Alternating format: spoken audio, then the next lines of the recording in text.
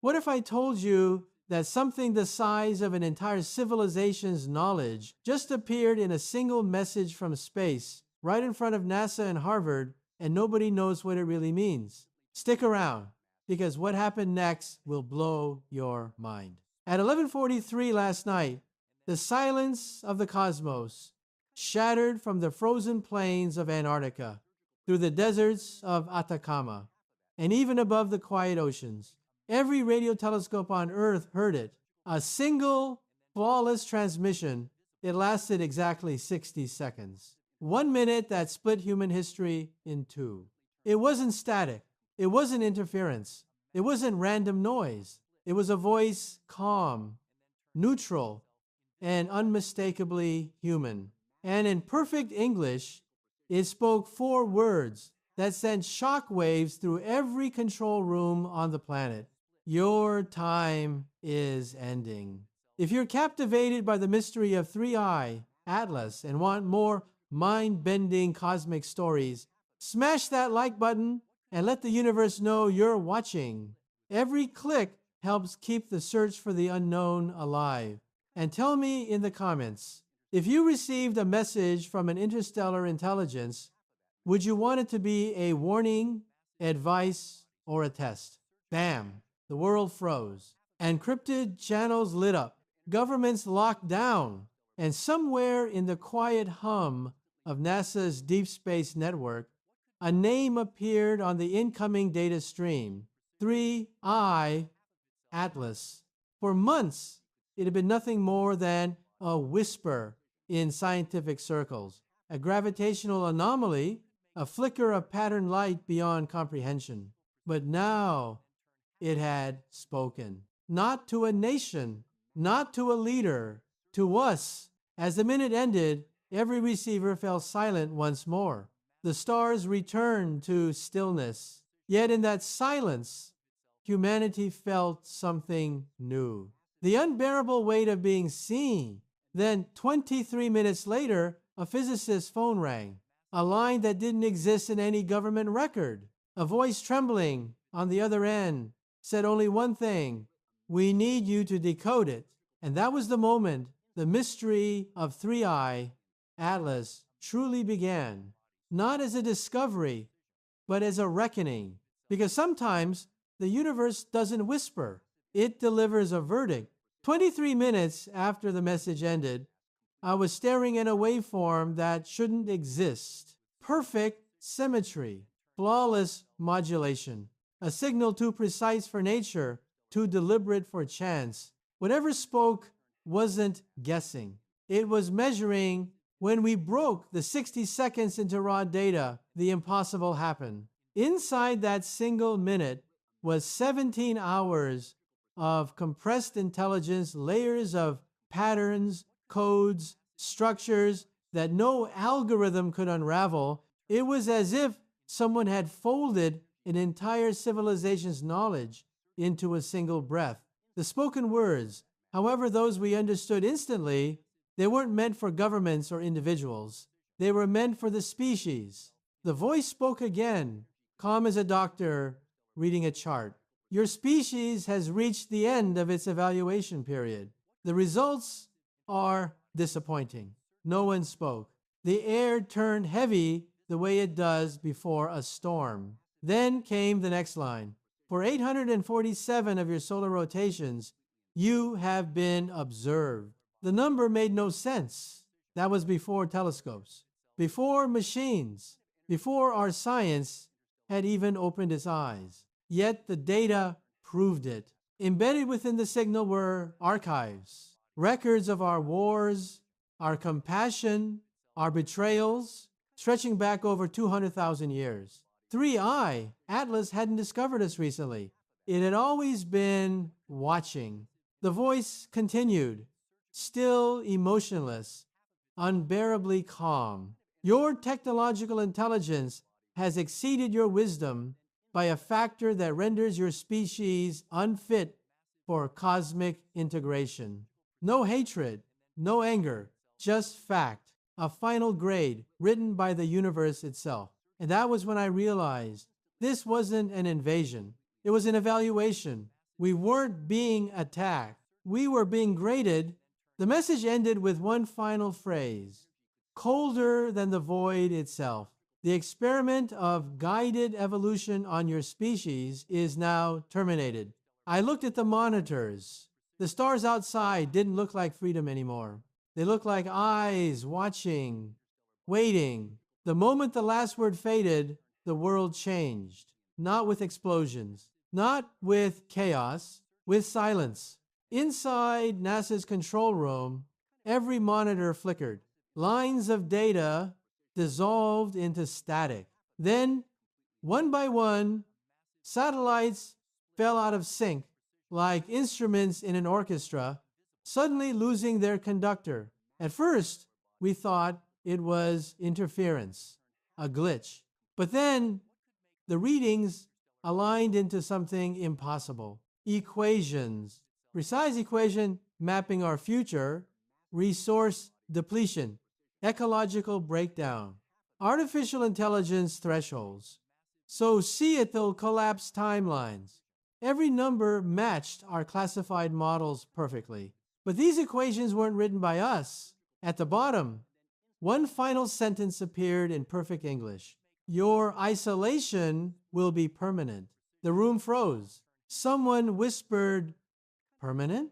Another dropped her headset. We realized then we weren't facing destruction. We were facing containment. 3i, Atlas wasn't here to end us. It was here to seal us off. It wasn't invading. It was administering. No fire from the sky.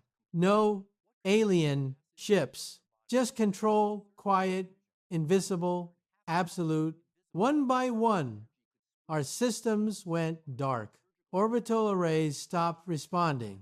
Communication relays locked themselves behind encrypted barriers we never built.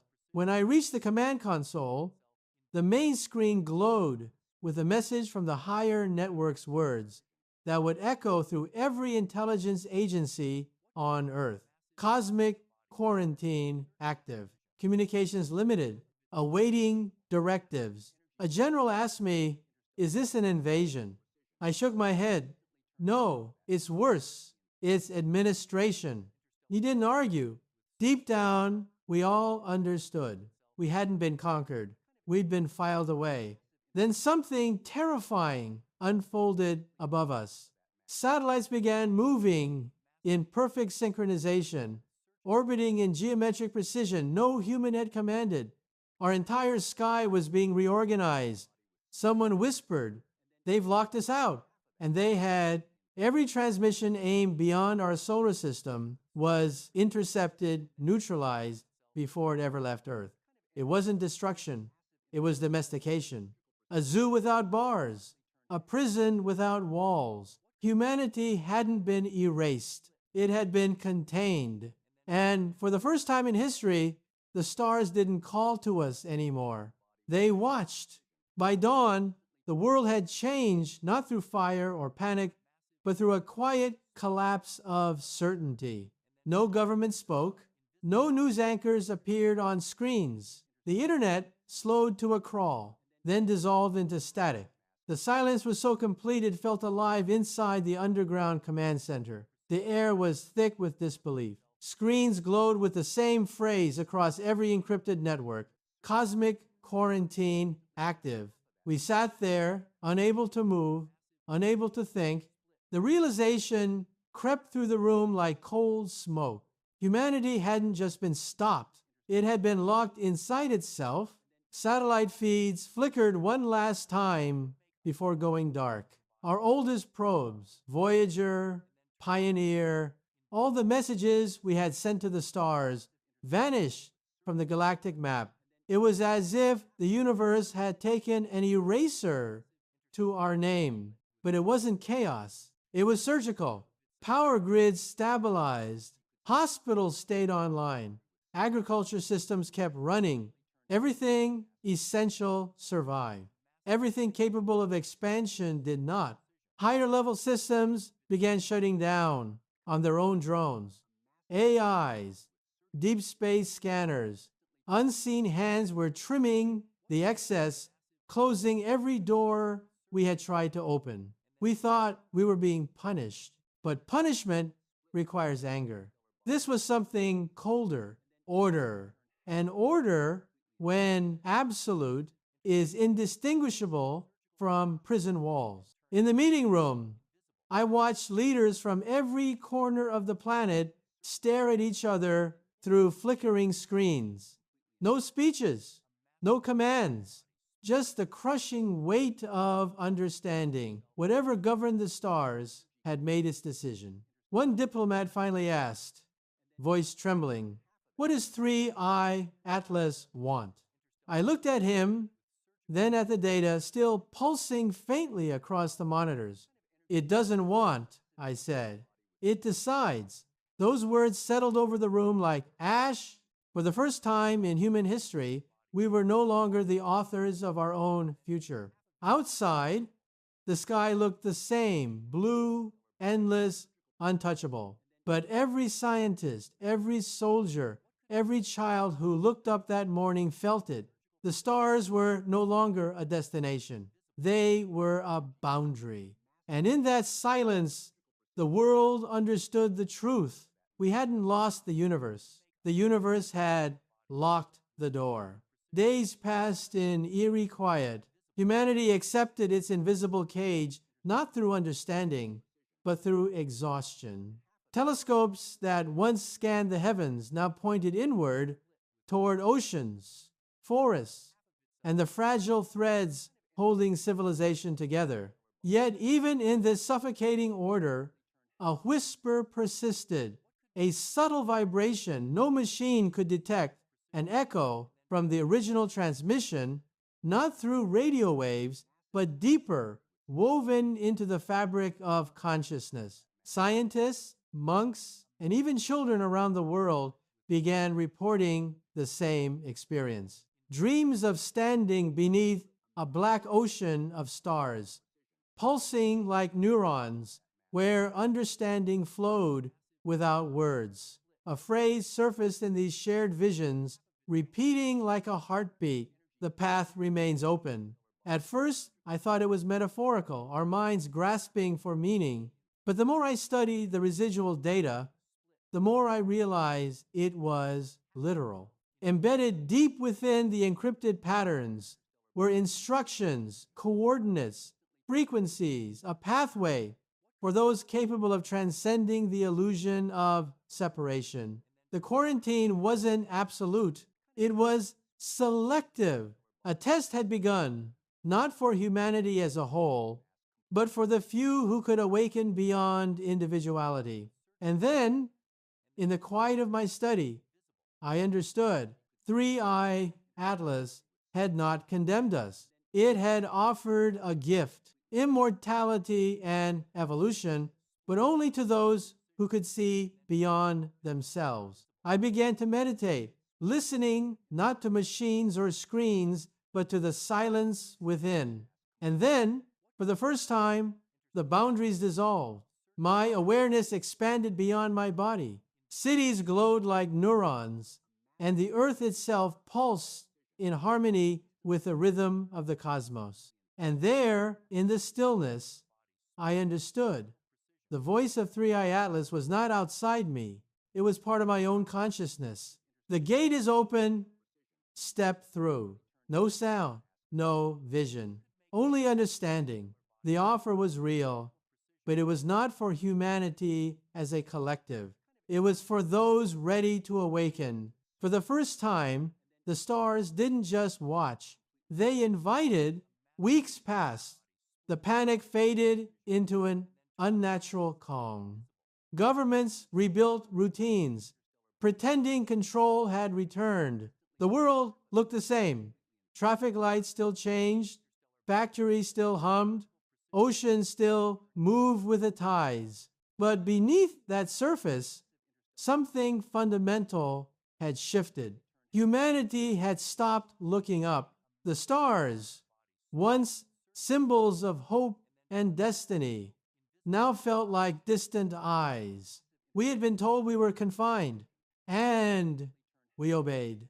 Telescopes pointed downward. Scientists who once dreamed of Mars now studied soil erosion. The frontier had become the ground beneath our feet. But for some of us, the silence had changed shape. It wasn't empty anymore. It was alive.